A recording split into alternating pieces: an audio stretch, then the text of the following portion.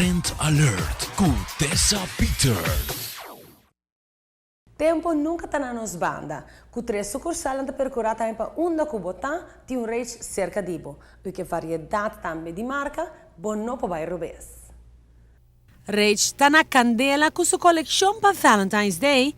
Mira e comece o mês com nota coi louco essa aqui tá. Love is in the air. Mi sa correndo tá acabando com o Carnival Sphere, tudo gosto, pero vamos começar a outro tempo para dedicar para o loved one, busca um regalo especial. So now's the time. Nossa primeira collection tá é House Collection, House Brand. Maneira que eu hope que são diferente de coração. Palavras não words tá very in ainda. Spirit words não religious, mas tanto peace, love, hope, happiness, belief. Dus toda a combinação não busca uma palavra com coração and then you got the message. Em coleção aqui nós temos promotion, que se você compra 50 florin ou mais, você tem um free stock. Dus você tem rondó ou heart.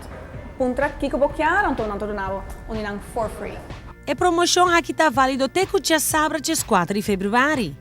Camila sempre tem algo novo, again, me tem que ver que o Swarovski hat um hobby bom, a qualidade é super nice, very detailed, Swarovski crystals, corra, e rose gold é eigenlijk een trend agora aqui, dus een special bracelet com details de rose gold, wat tem packages nan, gift boxes, dus wat tem cadena, wat tem leather bracelets with the heart, of wat tem a three-piece set com a music note, pues dan tema também tá love and rock combination.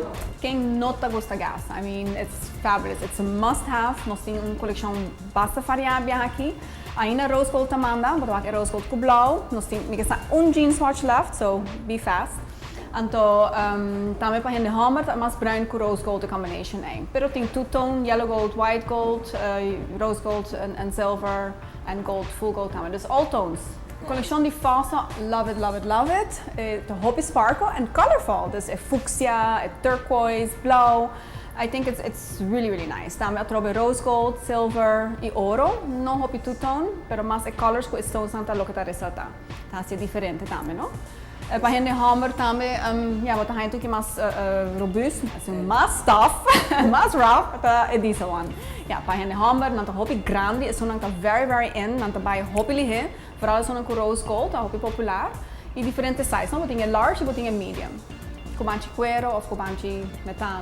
Não perde a chance, passa na Rage Renaissance Market para a perfect gift. Um free gift, que tá é promoção de Rage para Valentine's Day 25.